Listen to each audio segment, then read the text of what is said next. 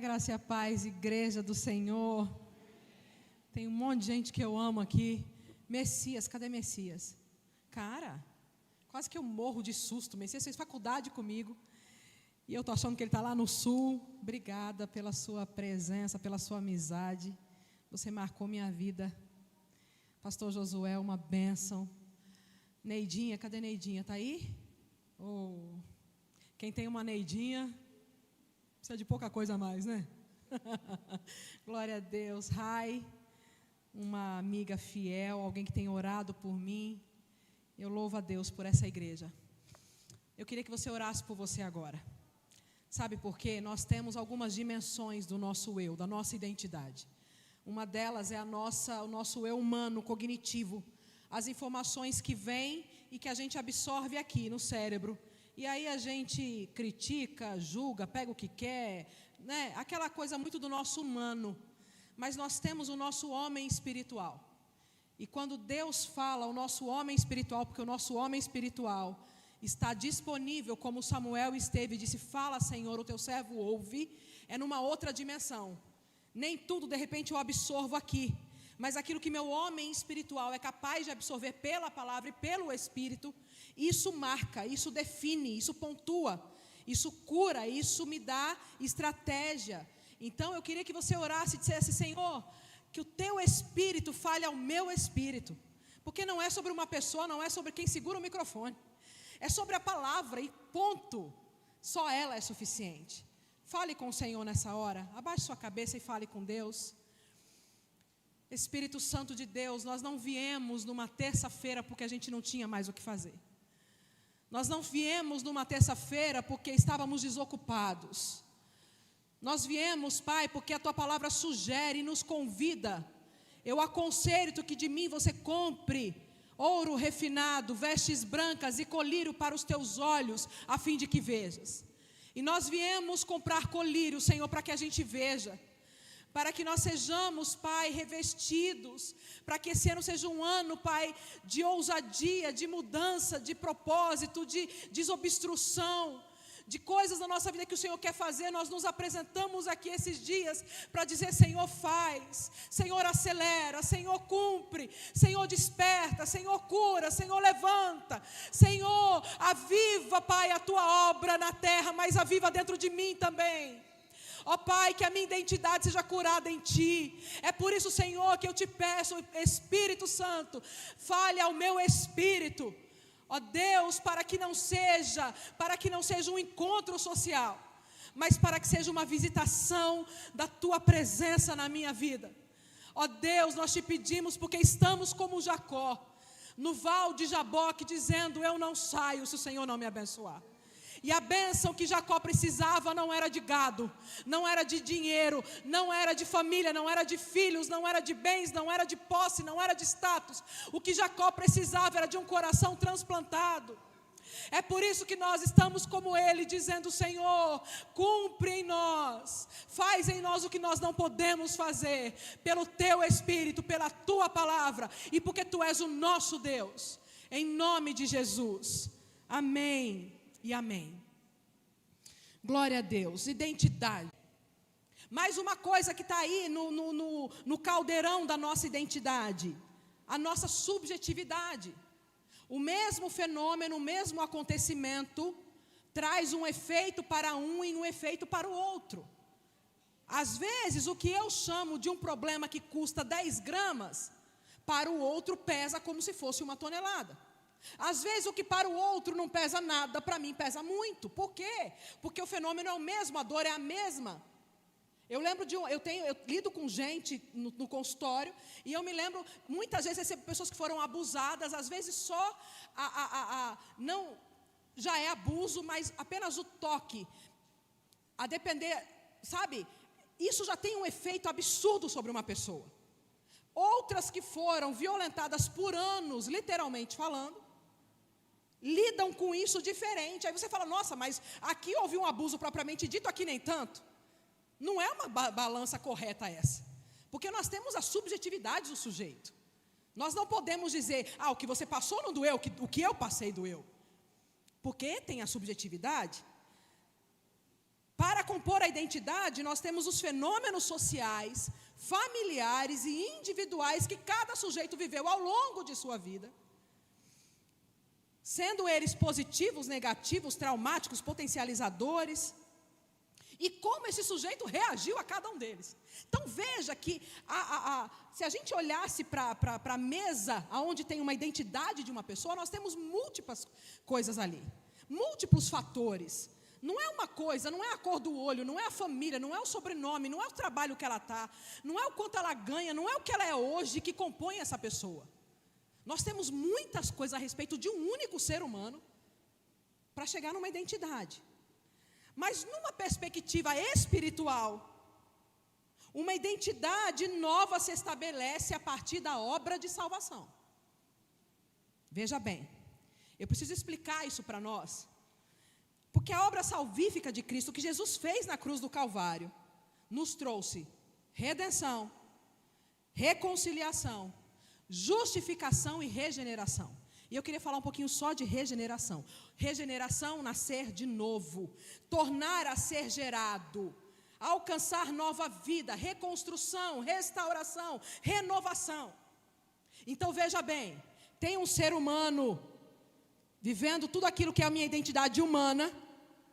A partir da minha salvação, eu recebo redenção, reconciliação, justificação e regeneração. Porém, contudo, todavia, Deus não vai descartar, destruir, eliminar ou desprezar a minha condição humana. Vou explicar melhor. Veja bem, 2 Coríntios 5,17 tem um versículo que a gente conhece bem. E assim, se alguém está em Cristo, o que diz o texto?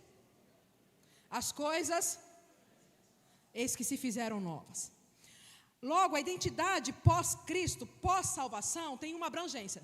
Nós vamos dividir. A primeira é o sopro da ressurreição espiritual.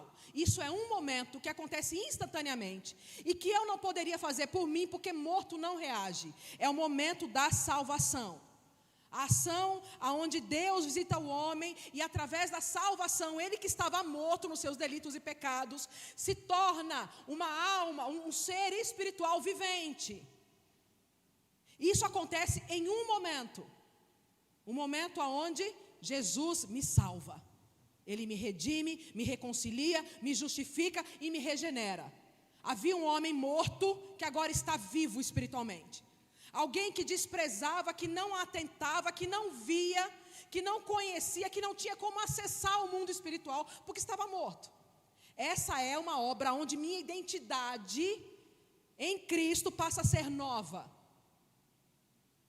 Mas nós temos um processo, temos um momento instantâneo, e temos um processo que já não é Deus, Ele me salva, Jesus me salva, e tem um processo que eu correspondo ao que Jesus fez. Veja bem, meu homem espiritual nascido, meu homem humano, homem espiritual nascido, ele agora precisa crescer.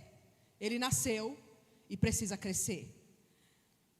À medida que intencionalmente ele se expande, se manifesta, se alarga, vai prevalecendo e vai comandando sobre o meu homem humano. Frágil, carnal, traumatizado, marcado. O que nós vimos aqui é alguém, um ser humano que é alma, espírito e corpo, falando da sua alma. E aí Jesus vem e o espírito faz a obra no espírito dela. Nós vimos na peça, né? Então veja, esse homem espiritual nascido vai se expandindo, e é sobre isso a identidade, é sobre isso vem o teu reino. Ele vai se alargando, robustecendo. É por isso que Paulo fala: leite vos dei de beber, porque vocês não conseguiam comer comida sólida. Porque existe uma obra imediata feita na cruz do Calvário, mas existe uma correspondência que eu preciso fazer com Cristo para que meu homem espiritual cresça. E aí, tudo isso coexiste na nossa jornada. Portanto, eu sou um sujeito ativo na minha identidade. A minha identidade não é responsabilidade nesse momento que eu compreendo isso. A minha identidade deixa de estar na mão do meu pai, da minha mãe, do abusador, da violência que eu passei, do pai que me abandonou, das situações que eu vivi. Porque agora eu sou um sujeito, quando o Senhor faz isso por mim na cruz do Calvário, Ele inaugura em mim um homem espiritual capaz de receber aquilo que Ele tem para mim, que o céu tem para mim. E agora eu deixo de ser vítima para ser um agente transformador da minha identidade. E quando Paulo também fala, na hora que ele fala da ceia, que ele diz, é por isso que há entre vocês tantos que dormem, tantos doentes. Por quê? Porque nós não ativamos o nosso homem espiritual, que foi nascido para que viva um processo que se chama santidade, santificação. Porque é esse homem espiritual que compreende a sua própria vida, a sua fragilidade. Não é negar não, sabe? Não é fingir que não aconteceu, não é dizer, não vou falar sobre o assunto. Não é sobre isso. Nós precisamos assumir a nossa humanidade, as nossas quebras, as nossas dores, o que vivemos. Só que isso não tem mais domínio sobre mim. Porque eu agora fui visitado pela salvação. E nesse processo de salvação, o Senhor me deu condições de inaugurar dentro de mim o homem espiritual, que vai gerenciar a bagunça interna que eu, ser humano, sou. Vamos caminhar. Eu sou sujeito ativo na minha identidade. Minha identidade precisa ser a minha maior semeadura. Por quê? Para o bem ou para o mal, a minha identidade será a minha maior colheita. Você quer, e aí às vezes a gente investe no nosso ministério, no nosso conhecimento, nos cursos que a gente pode fazer. Mas nós temos dentro de nós coisas a serem tratadas com o Senhor. Quando Jesus a sugere em Apocalipse, aconselho-te que de mim você compre ouro refinado, a fim de te enriqueceres, vestes brancas, a fim de cobrir a vergonha da tua nudez, colírio para os teus olhos, a fim de que vejas, porque você nem sabe que você está morto, que você está cego, nu. Veja, Jesus não está dizendo isso para o mundo, Ele está dizendo isso para a igreja. Às vezes nós estamos acontecendo do lado de fora, mas tem vazios profundos do lado de dentro. Tem uma identidade fraturada do lado de dentro. Tem aquela pessoa que se torna uma vitrine, que se torna um discurso, que se torna um padrão, que se torna aceitável aos olhos dos outros.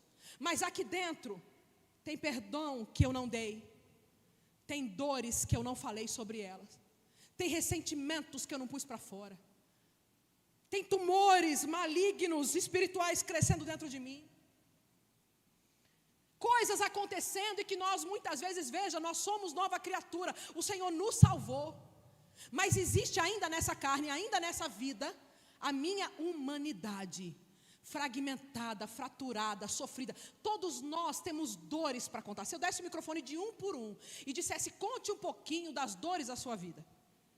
Todos nós temos múltiplas dores, angústias, fraturas. São as coisas mais importantes da nossa vida? Não, mas o Senhor não vai desprezá-las. E para que a minha identidade se robusteça, para que minha identidade se alinhe, para que eu compreenda, e para que eu não tenha problema em ser chamado de vaso de barro, porque de fato somos argila. Meu marido precisou comprar argila hoje. Eu acho massa, porque isso me faz lembrar. Às vezes a gente se ofende por tão pouco, né? Jesus falou que a gente é vaso de barro, vermezinho de Jacó, não se ofenda não, né? Vasos de barro em quem recebemos a excelência do seu poder. Quanto custa 1 quilo de argila? Tenho para você, eu passo, como é que fala? De agora, R$3. 1 quilo de argila, né? Veja bem a nossa pequenez. E quando eu entender melhor a minha identidade a partir dessa perspectiva, eu consigo compreender algumas coisas na minha vida, inclusive no reino, no meu movimento do reino. Algumas coisas são resolvidas porque eu não preciso ser reconhecido por ninguém. Porque eu entendo que não é sobre mim. Porque eu não quero, não é sobre um microfone na mão, não é sobre a liderança de um ministério, não é sobre um cargo, é sobre alguém quebrado, que foi refeito nas mãos do Senhor, que foi salvo, que recebe a herança do céu em si mesmo, e que, portanto, veja bem, um vaso de barro que recebe a excelência do seu poder, e é sobre isso a nossa jornada. É sobre isso a nossa identidade, é sobre isso a nossa convocação. Veja bem, Nessa regeneração acontece a mente de Cristo sendo formada em mim. Houve um momento inicial, instantâneo, salvação. Depois disso começa um processo. A mente de Cristo sendo instaurada, formada, estabelecida, expandida, robustecida dentro de mim. E aí acontece uma mudança, transformação completa de padrão, de mentalidade, de metanoia, o que a gente chama de mudança de rota. Não é sobre melhorar o percurso, é sobre sair do caminho antigo, pegar uma estrada nova. Colossenses 1,13. Ele nos libertou do império das trevas e nos transportou para o reino do Filho do seu amor. Nos transportar foi em um momento. Existir no reino do Filho do seu amor é um processo da nossa vida inteira. O caminho muda e o caminhar também. O coração muda e os amores também. A existência deixa de ser uma existência perdida, vazia, escura por conta própria, solta a caminho do inferno. Deixamos de ser mortos nos nossos delitos e pecados e somos os mortos que passam pela primeira ressurreição, a ressurreição do meu espírito. Veja bem, 1 Coríntios 2, de 11 a 16. Que bom que você receber um papelzinho, uma caneta, pelo menos as referências você anota, para depois ler de novo, né, em casa. 1 Coríntios 2, versos 11 a 16, diz assim: veja bem, essa identidade sendo estabelecida em nós. Porque qual dos homens sabe as coisas do homem, senão seu próprio espírito que nele está? Assim também as coisas de Deus, ninguém as conhece, senão o Espírito de Deus. Porque não passa pela nossa humanidade, a menos que... Ora, nós não temos recebido o Espírito do mundo. Olha que presente, olha o que compõe a sua identidade, olha o que o Senhor fez com você. Nós não temos recebido o Espírito do mundo, e sim o Espírito que vem de Deus, para que conheçamos o que por Deus nos foi dado gratuitamente. Na hora que eu compreendo, na hora que eu absorvo, na hora que eu entendo isso, eu preciso ir atrás da minha herança. O meu homem espiritual, ele não precisa se parecer, ele pode se alongar e se distanciar muito do meu homem humano. Porque agora eu não vivo sobre a perspectiva do que minha mãe me disse, aquilo que nós vivemos aqui agora na peça. O que minha mãe me disse, o que meus amigos falam, o que as pessoas fazem, o que eu ouvi lá atrás, os abandonos que eu sofri. Porque eu agora... eu posso conhecer o que por Deus me foi dado gratuitamente. Sabe o que é uma identidade fortalecida? É quando eu vou para o meu secreto com o Senhor. Entra no teu quarto, fecha a tua porta, se apresenta teu pai que te vê em secreto, teu pai que te vê em secreto te recompensará. É quando eu vou para os joelhos, para as lágrimas, para a presença, para receber aquilo que Deus me deu gratuitamente. E o texto continua dizendo: disso também falamos, não em palavras ensinadas pela sabedoria humana, mas ensinadas pelo Espírito, conferindo coisas espirituais com espirituais. Ora, o homem natural não é mais a sua condição. Diga glória a Deus. O homem natural não aceita as coisas do Espírito de Deus porque eles são loucura. E não pode entendê-las porque elas se discernem espiritualmente. Porém, o homem espiritual... Tem um homem espiritual aqui? Julga todas as coisas, mas ele mesmo não é julgado por ninguém. Pois quem conheceu a mente do Senhor que o possa instruir? Diga comigo, nós, porém, temos a mente de Cristo. Uau! Nós precisamos viver mais sobre essa perspectiva. Se nós entendermos isso, tão simples, tão beabá que a gente está vendo aqui hoje.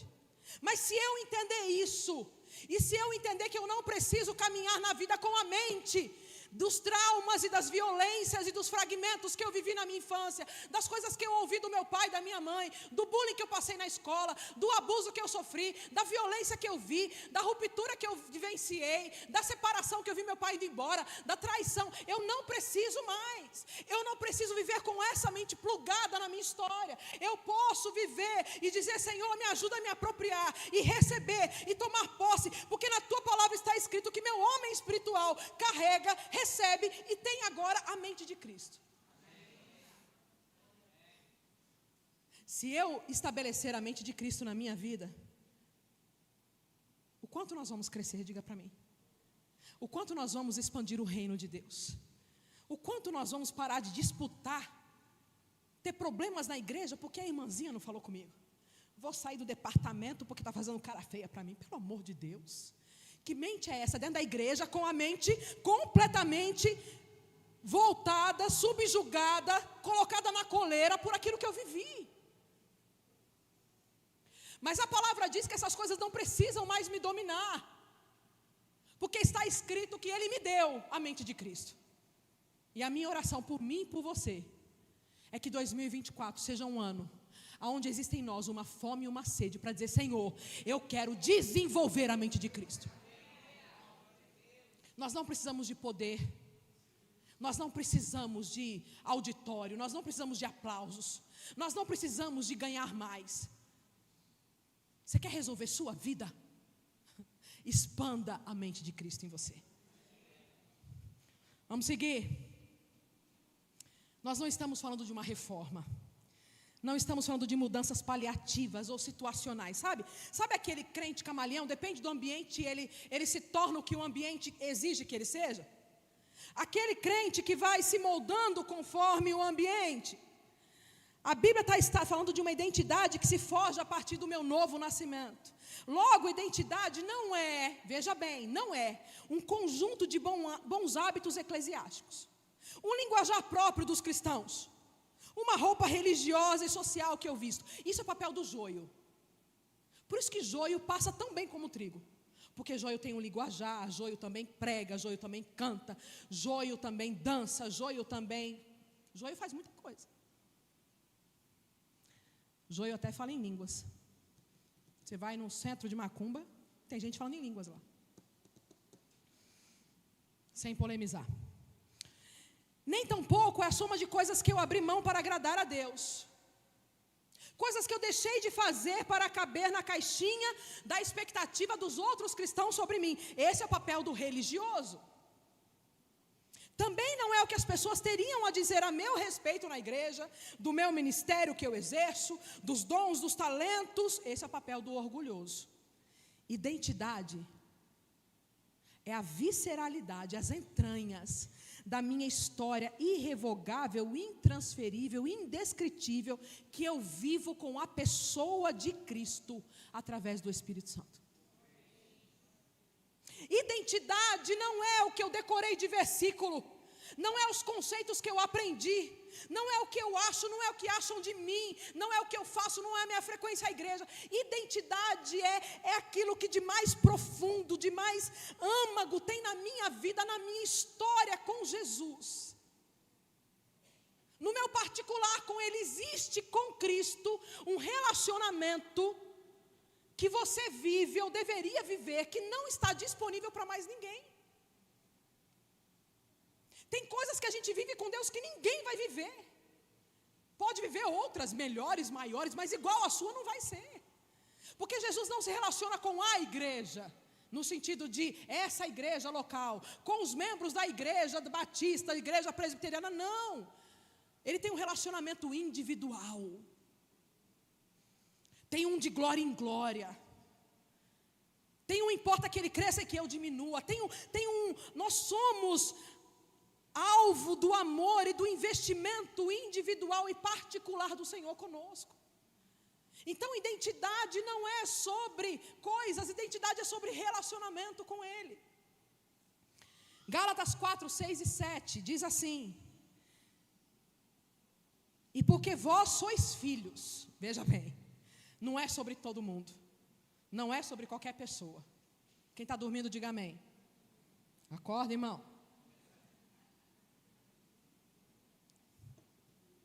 E porque vós sois filhos, ou seja, isso é condicional, enviou Deus ao nosso coração o Espírito de seu Filho. Olha a profundidade disso.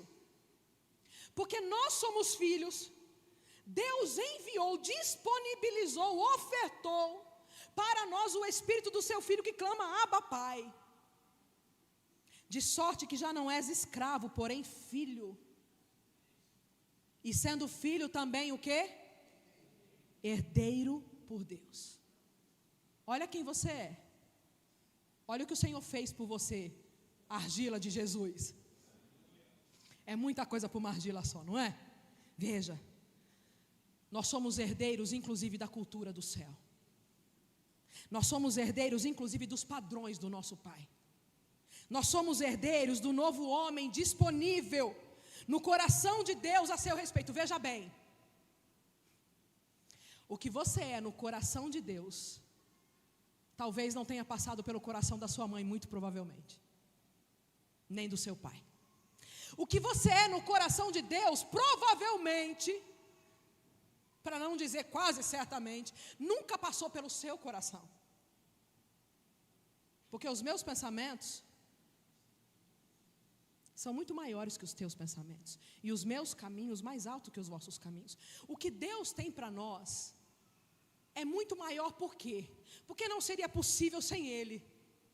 Então o que Ele vê em mim e você não são coisas que a gente vê. É por isso que eu vou ficando cada vez mais distante do meu homem humano, no sentido de eu deixo de ser o meu trauma, as minhas experiências, o meu passado, o que eu passei. Porque eu vou absorvendo e recebendo e herdando aquilo que eu sou no coração de Deus. Aí a pergunta da noite é assim, durma com ela: quem eu sou no coração de Deus? Porque às vezes nós estamos bem distantes de quem nós somos no coração de Deus. Essa é uma inquietação que precisa nos inquietar. Essa é uma realidade que precisa fermentar dentro de nós. Quando Deus se aproxima de Gideão e fala: eis que eu sou contigo, homem valente, varão valoroso. Gideão era tudo menos um homem valente. Ele estava assustado, amedrontado, sofrido, cansado, exaurido. Havia um silêncio de Deus. Havia uma condição amarga que a vida estava naquele momento. Havia um se esconder dos seus inimigos. Havia um Deus que parece que tinha virado as costas. Tanto é que ele disse: se o Senhor for comigo, por que não sobreveio tudo isso que nos aconteceu? Tem uma Noemi que enterra marido e filhos e volta para Belém, e as pessoas nem reconhecem ela. Diz a Bíblia, as mulheres ficaram espantadas quando a viram. Será que é ela? Coisa de mulher, né? Não, será, amiga? Está acabada, né? Coisa de mulher. E aí Noemi diz: não me chamem Noemi, me chamem Mara, porque eu sou uma mulher amarga, porque a mão do Todo-Poderoso desceu contra mim. Eu sou alvo da ira de Deus. Deus me feriu, a minha vida acabou. Quando Deus se aproxima de Gideão e Deus chama ele de homem valente, Deus não está vendo o contexto, os traumas, a história, as dores, as angústias, a humanidade. Deus está vendo quem nele Gideão se tornará. Anota aí para ler também a história de Gideão, porque daqui a pouco Gideão é aquele homem com gosto de gás, que faz prova, que tem medo, que é aquela coisa, mas quando ele se convence, ninguém segura mais Gideão. Se Deus falasse: vai só você, ele disse: eu vou. Porque ele estava visitado pela identidade que o Espírito de Deus tinha lhe dado. Assim com Ana, assim com Pedro, assim com Noemi, assim com Davi, assim com homens que compreenderam essa dinâmica. Que assim seja em mim e em você. Você tem uma herança. Quem é você no coração de Deus? Porque quem é você no coração de Deus, eu vou dizer de novo, tá? Não é o seu ministério.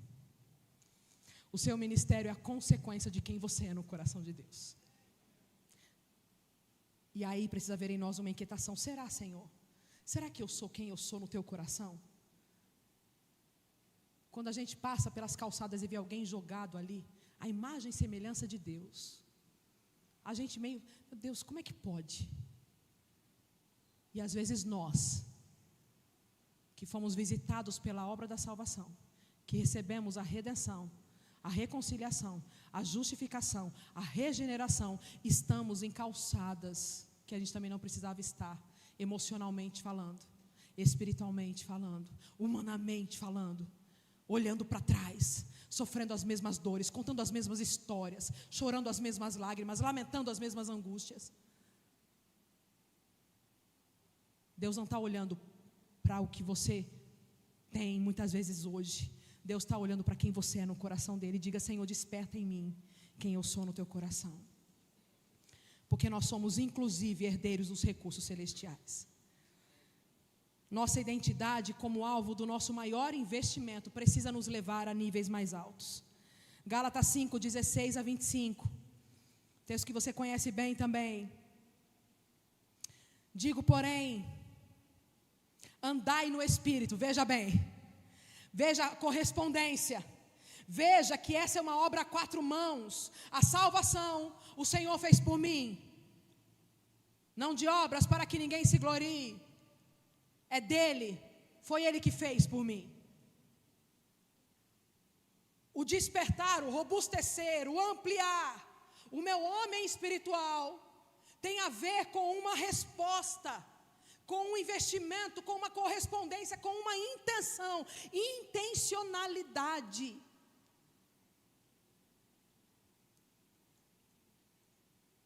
Alguém que de fato, a Bíblia fala que aquele homem que cavou profunda vala e que colocou a sua casa, veja, que estabeleceu a sua casa, que não é sobre a areia, que é sobre a rocha.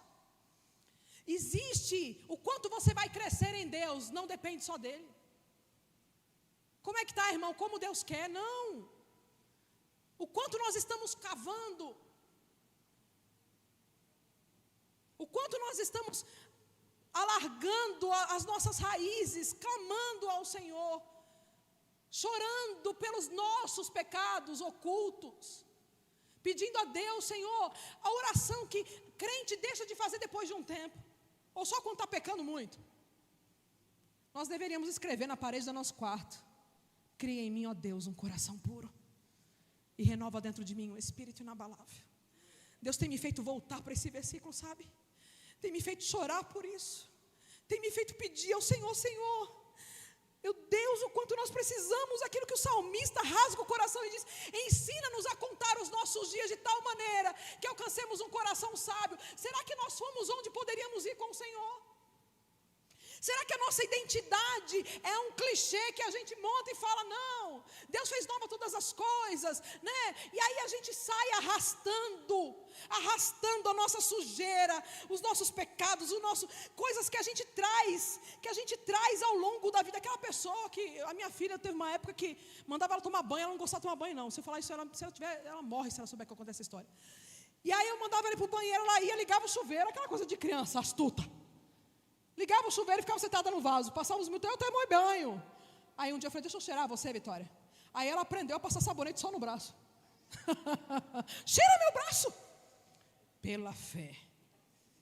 Catinguenta. Deixa eu te dizer uma coisa. Se nós não lavarmos os pés, não temos parte com Ele.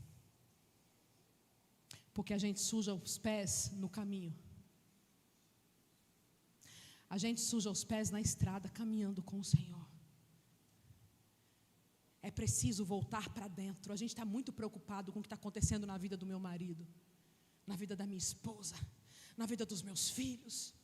É um tempo. Queremos robustecer o nosso homem espiritual. Queremos a mente de Cristo, queremos absorver a identidade, queremos viver o reino de Deus.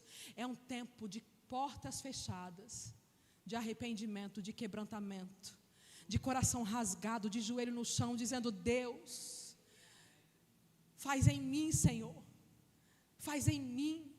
Quanto mais tempo de ministério você tem, mais renúncia, no sentido de o quanto a gente se acostuma com os holofotes, se acostuma com o cargo, com a função, com a posição. Já ouvi muita gente dizendo para mim, como é que eu vou chegar na igreja e dizer que eu preciso de um tempo porque eu estou esgotado? Olha,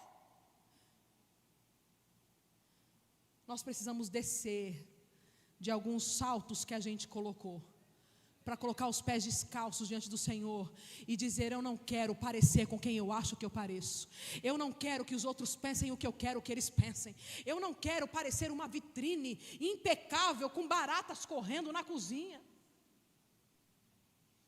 Senhor, que seja de dentro. Eu não quero ser um sepulcro caiado, branquinho, com uma florzinha lá no cantinho, uma mudinha de florezinhas rosas. Eu não quero ser sepulcro caiado, arrumadinho por fora e cheio de morte por dentro. Me faz ser alguém com o coração quebrantado, porque o coração contrito e quebrantado o Senhor não despreza. Veja, Gálatas 5, 16 a 25. Digo, porém, andai no Espírito, e jamais satisfareis a concupiscência da carne. Porque a carne que está dentro de mim milita o tempo todo contra o Espírito, e o Espírito contra a carne, porque são opostos entre si. Para que não façais o que porventura, olha, para que não façais o que porventura seja do vosso querer. Mas isso só é possível se o meu homem espiritual estiver sendo mais alimentado do que o meu homem natural. Mas se sois guiados pelo Espírito, não estáis sobre a lei. Ora, as obras da carne são conhecidas: prostituição, impureza, lascívia, idolatria. Tudo isso é tão nosso, né? Tão humano. Não, eu não tenho nada a ver com prostituição. Mas às vezes olha para o marido da outra. Pornografia, um lugar bem escondidinho. Coisas da nossa carne. Impureza, lascívia, idolatria. Nós aprendemos a pecar de maneira que as pessoas nem notem. Feitiçaria, inimizade. Eu não estou pregando para você não, viu? Isso passa por mim primeiro. E eu estava hoje aos pés do Senhor dizendo: tem misericórdia de mim. Feitiçarias, inimizades. Às vezes a gente não fala com pessoas da nossa família, gente. Confusão. No último Natal, qual foi a confusão? Inimizades, porfias, ciúmes, ira, discórdias, dissensões, facções, invejas, bebedices, glutonaria, coisas semelhantes a estas. Veja o quanto isso é nosso. A respeito das quais eu vos declaro, como já outrora vos preveni, que não herdarão o reino de Deus os que tais coisas praticam. Mas na hora que eu recebo a salvação, e que meu homem espiritual, que agora tem recursos e herança para crescer, robustecer, ampliar, dominar, gerenciar, o fruto do Espírito é amor, alegria, paz, longanimidade, benignidade, bondade, fidelidade, mansidão, domínio próprio. Precisamos dessas coisas, amém? Contra as quais não há lei. E os que são de Cristo Jesus crucificaram a carne com as suas paixões e concupiscências. Se vivemos no Espírito, olha o convite, o apelo, a realidade. Isso não vem no pacote. Isso não vem no pacote. Isso precisa ser intencionalmente buscado, cavado, desejado, almejado. Se vivemos no Espírito, andemos também no Espírito. Corresponda à sua realidade espiritual, viva a partir dela. Porque se vivemos para o Senhor, vivemos. Se morremos para o Senhor, morremos. Quer pois vivamos ou morramos, somos do Senhor. Uma correspondência, para que a nossa identidade viva o que nunca viveu até aqui. Para que eu e você experimentemos e nos tornemos e sejamos o que até aqui não fomos. Deus tem novidade para nós. Mais do que resolver a nossa vida, mais do que pagar as nossas contas, mais do que manter firme a nossa história, mais do que sustentar a nossa família, Deus tem novidades para dentro, Deus tem novidades internas, Deus tem mudanças profundas, Deus tem obra que Ele quer fazer aqui dentro, diga amém. Eu creio, eu quero, eu desejo. Mais do que as nossas mãos podem fazer, é aquilo que Deus quer fazer na nossa identidade. Abra sua Bíblia comigo em Efésios 2, de 1 a 6. Eu estou de olho no relógio, eu não vou até meia-noite não, vou até às 11h50. Mentira. Efésios 2, de 1 a 6. Olha outro texto profundamente conhecido por nós. Mas veja esse desenho, veja essa realidade. Ele vos deu vida, estando vós mortos nos vossos delitos e pecados, nos quais nós andamos. Diga, nós andamos. Segundo o curso deste mundo, segundo o príncipe da potestade do ar, do espírito que agora atua nos filhos da desobediência, entre os quais também todos nós andamos outrora, segundo as inclinações da nossa carne. O meu eu, totalmente governado pela minha mente, pelo meu achar, pelo meu desejar, pelo meu querer, pelo meu realizar, pela minha vontade, pelo meu ego, por aquilo que de maligno há em mim. Éramos por natureza, éramos. Por quê? Porque fui salvo. Éramos por natureza filhos da ira como também os demais. Mas Deus, o adversativo que muda a minha história e a sua. Mas Deus, sendo rico em misericórdia, por causa do grande amor com que nos amou, e estando nós mortos em nossos delitos e pecados, nos deu vida, juntamente com Cristo. Não importa qual seja a estação. Eu não sei que lutas você está passando, eu conheço as minhas e sei que não são fáceis. Você está debaixo de guerra? Eu também. Debaixo de dores? Eu também. Tem coisas que você não está vendo nada? Muito prazer, eu também não. Mas existe uma verdade absoluta que independe da estação, da fase, do momento, da sensação, do sentimento. Nos deu vida. No meio da sarça pegando fogo, da sarça não, ali, né? Os 4 homens, eram 3. Da fornalha acesa. Chorando, Ele nos deu vida. Sorrindo, Ele nos deu vida. Vindo contar a história no culto de vitória, contar o testemunho, Ele nos deu vida. Vindo no culto pedir oração, Ele nos deu vida. Nossos pés estão firmados sobre a rocha. Ele nos deu vida juntamente com Ele. Agora não é só isso. Nos deu vida e juntamente com Ele nos ressuscitou. Segunda coisa. Terceira coisa. E nos fez assentar. Aonde? Ele nos fez, Ele não vai fazer. Isso não vai acontecer. Diga para o seu irmão, já aconteceu. Agora diga para você mesmo, diga seu nome e diga, já aconteceu.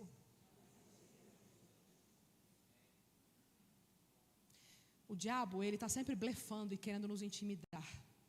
Mas há uma realidade que ele não pode colocar a mão nela. Nós existimos aqui na nossa humanidade, somos comedores de cuscuz com ovo.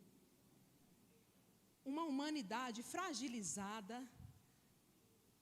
Mas existe uma verdade que é maior do que qualquer outra realidade a nosso respeito. Nós fomos colocados nas regiões celestiais em Cristo Jesus. E eu existo nessa realidade, chorando ou sorrindo, ganhando ou perdendo, lamentando ou celebrando, entendendo ou não entendendo, vendo ou não vendo. É por isso que às vezes você vai numa igrejinha que mal tem um ventilador, um calor, lá no meio do nada. Aí vem uma irmãzinha arrastando a havaiana dela, faz 5 anos que ela tem. E ela diz assim, eu quero saudar a igreja com a paz do Senhor, vou louvar o hino da harpa, a irmã quer se atrás do púlpito.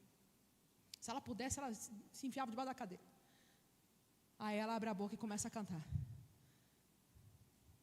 Fala, Jesus querido, fala-me. E quando essa mulher começa a cantar, eu já tive uma experiência de dizer assim, eu preciso abrir o olho para olhar.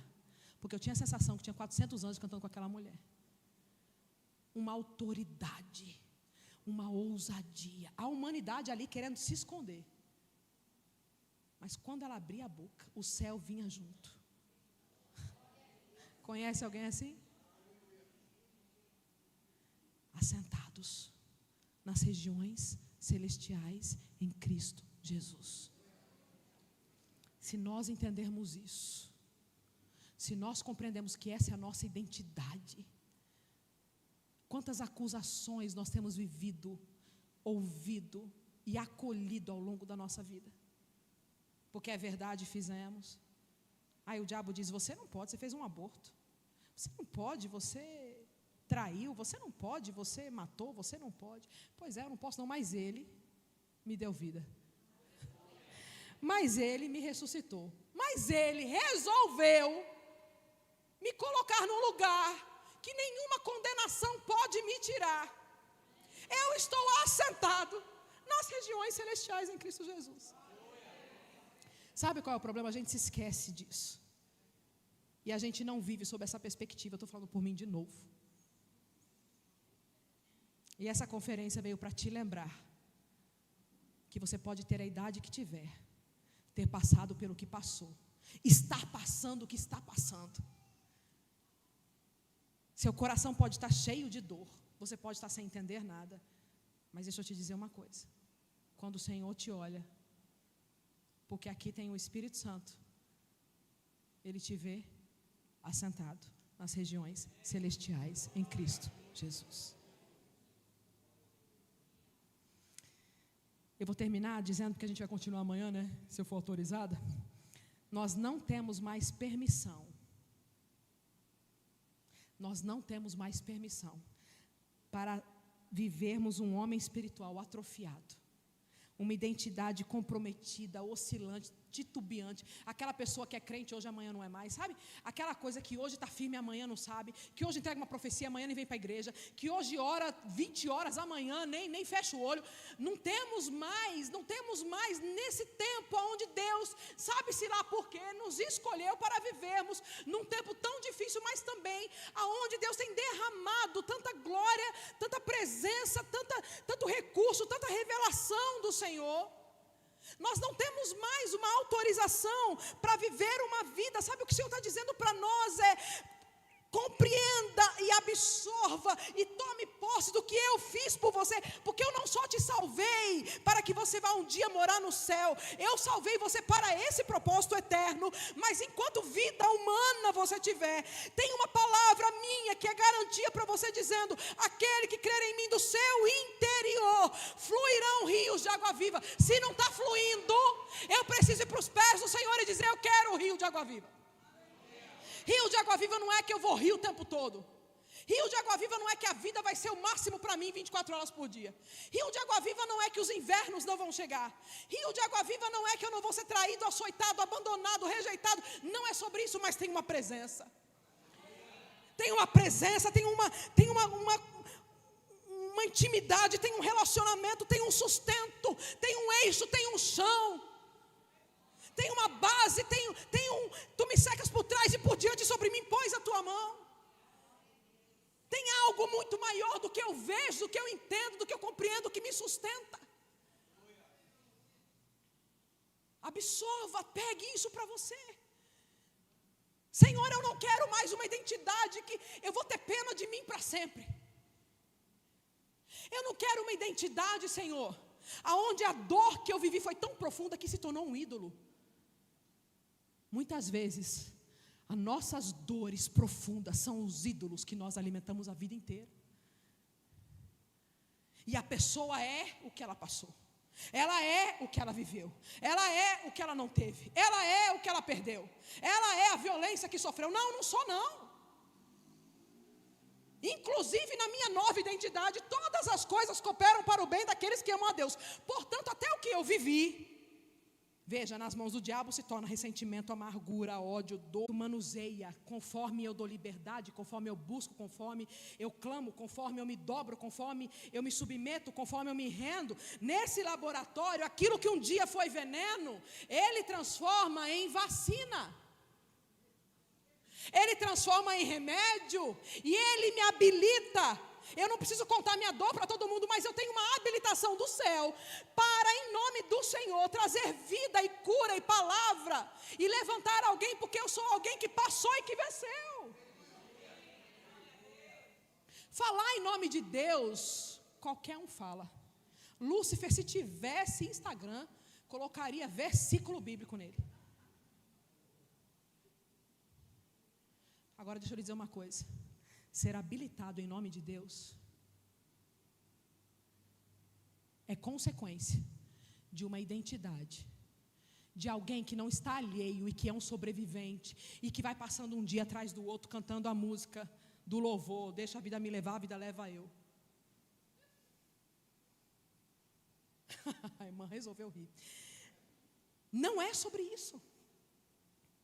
É sobre alguém que intencionalmente diz: eu posso ter passado pelo que passei, eu posso mal saber escrever meu nome, mas Ele me deu identidade, me deu vida em abundância, me deu a cultura do céu, me deu os recursos do céu, me deu a mente de Cristo, me deu o Espírito Santo, me batizou com a sua presença. Se eu comprar, porque também não vem no pacote de salvação, compre. Se eu comprar ouro, colírio e vestes brancas, quem me segura? Você entende? Você é 100% responsável com o quanto o seu homem espiritual vai crescer no ano de 2024 e até o final da sua vida. O que é que compra, irmã? Meu joelho. O que é que compra? Minhas lágrimas. O que é que compra? Um coração contrito e quebrantado. O que é que compra? Alguém publicano e fariseu. E o fariseu, cumpridor da lei. Fazia todo checklist, ele era aprovado. Dava o dízimo, inclusive, do cominho, do endro, né, do hortelã. Um homem que era completamente ali, fazia todo o cumprimento da tabela.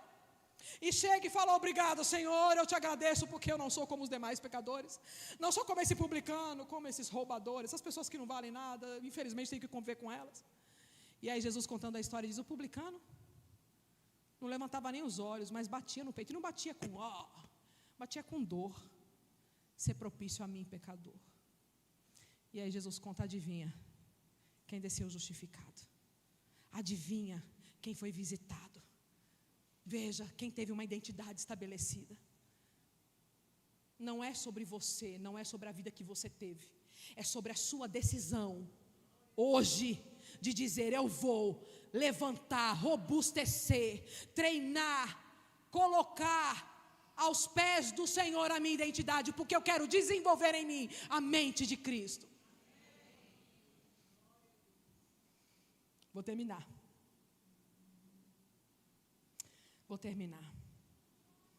É preciso haver em nós uma indignação, sabe?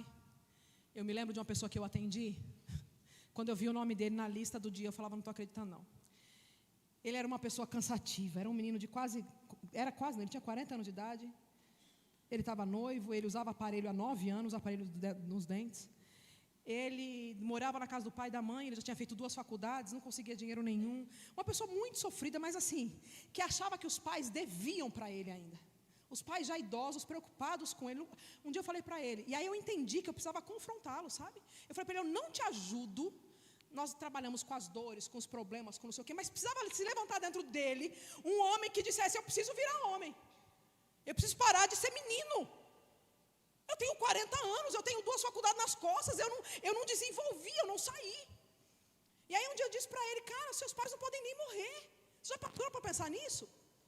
Aí peguei uma folhinha lá e fui desenhando. Aí ele chegou para mim, eu fiquei com dó no final, ele falou para mim: eu posso levar essa folhinha para casa? Eu falei: meu Deus. Eu sempre achava que ele não ia voltar, porque eu batia tanto que eu dizia: ele não vai vir. Daqui a pouco estava ele lá, na outra semana. Ele parou de fazer terapia por um tempo, parou. E um dia meu telefone toca. E ele disse: Márcia, eu queria te mandar meu convite de casamento, porque eu estou me tornando um homem, e eu queria te agradecer por isso.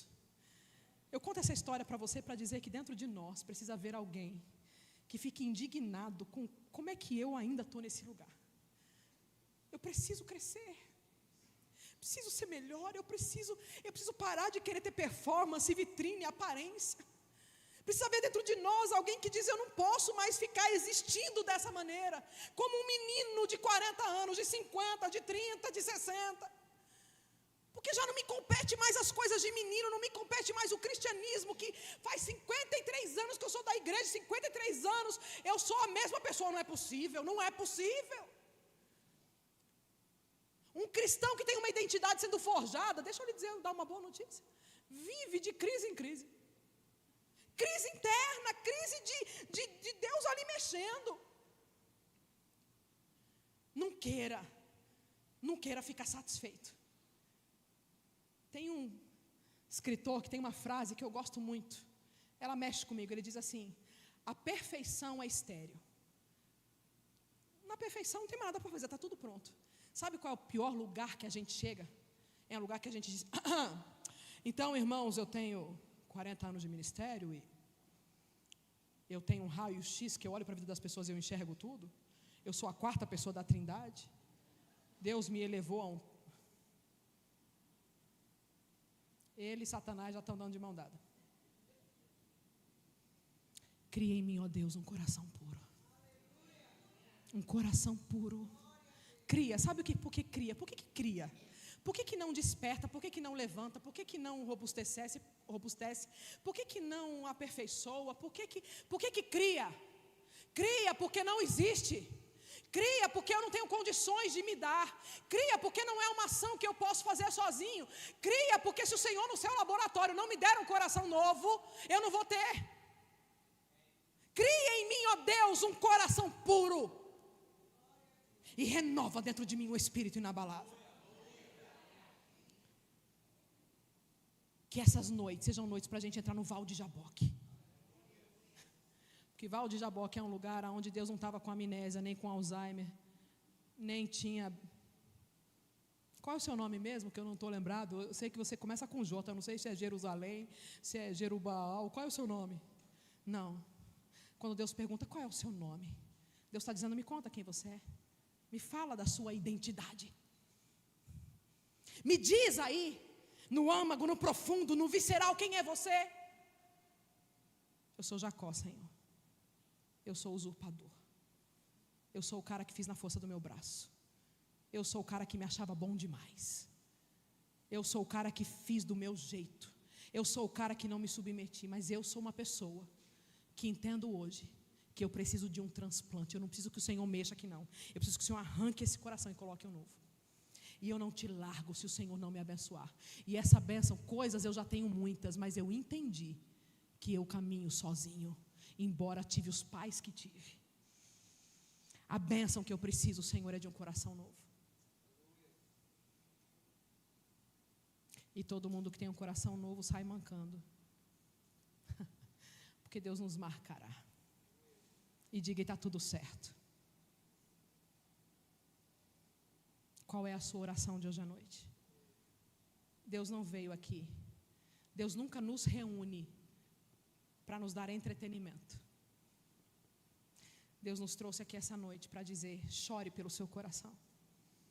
Entre no Val de Jaboque pelo seu coração. O reino de Deus, o que Deus quer fazer através da sua vida, pequenininho, vaso de barro, como eu e você, argilazinha, de R$3 o quilo, o que Deus quer fazer através de nós, nesse tempo, nesse ano, nessa estação. Eu vou ler o último texto para você e a gente termina. Mateus 13, 18 a 23. Você tem os recursos para expandir.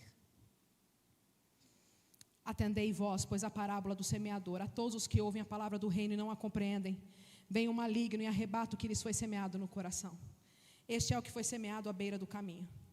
O que foi semeado em solo rochoso, esse é o que ouve a palavra e a recebe logo com alegria, mas não tem raiz, não é em outro lugar, não, é em si mesmo, sendo antes de pouca duração, em lhe chegando a angústia, a perseguição, porque não tem raiz, porque não robusteceu o seu homem espiritual, porque não foi intencional no seu crescimento, porque não buscou como quem busca um tesouro precioso, porque não foi diligente na sua missão interna, por causa da palavra, logo se escandaliza.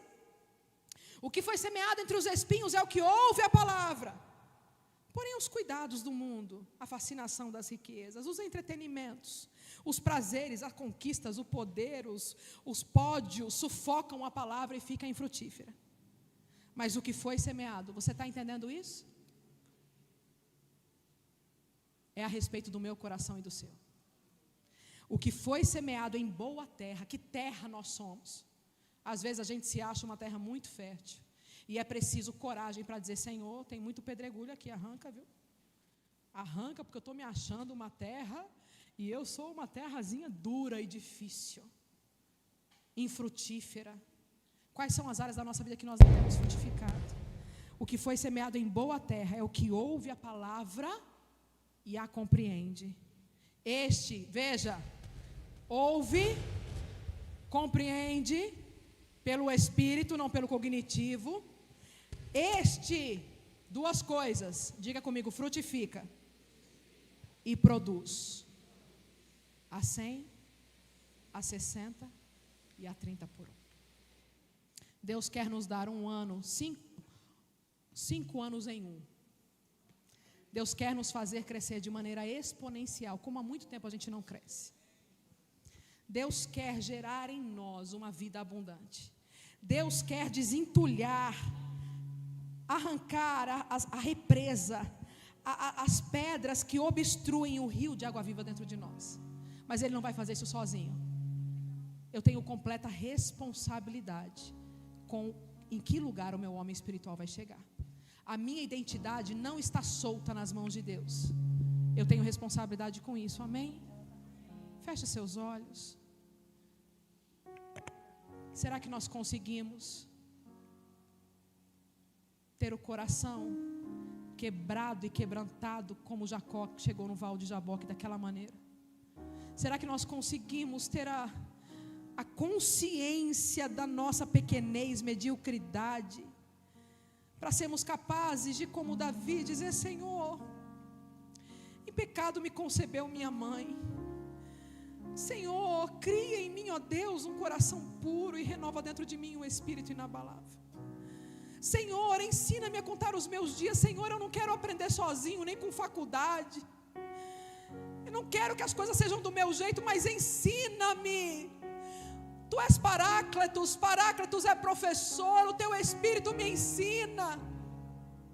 Ensina-me a contar os meus dias, Senhor, de tal maneira que eu alcance um coração sábio. Eu não quero ser alguém atrofiado nas minhas dores, eu não quero ser vítima da minha dor. Eu não quero ter um altar onde eu vou idolatrar minha dor, o meu passado. Eu não sou o que fizeram comigo, eu não sou o que fizeram de mim, eu não sou o que o diabo diz a meu respeito, porque está escrito que nós, porém, temos a mente de Cristo, porque está escrito que para os filhos o Senhor lhe deu o Espírito do seu Filho, pelo qual clamamos: Abba, Pai. Senhor, faz essa realidade espiritual perpassar o nosso coração. Faz essa realidade espiritual atingir, colidir com o nosso eu pequeno, incrédulo, humano, displicente. Muitas vezes nós vamos levando a vida de maneira displicente, achando que é suficiente vir para a igreja. Há para nós um convite de joelhos no chão. Há para nós um convite de portas fechadas e secreto com o Senhor. Há para nós um convite de te humilha diante do teu Pai. Há para nós um convite de quebrantamento, de contrição, de clamor, de colocar a boca no pó, de suplicar por nós, pela nossa casa.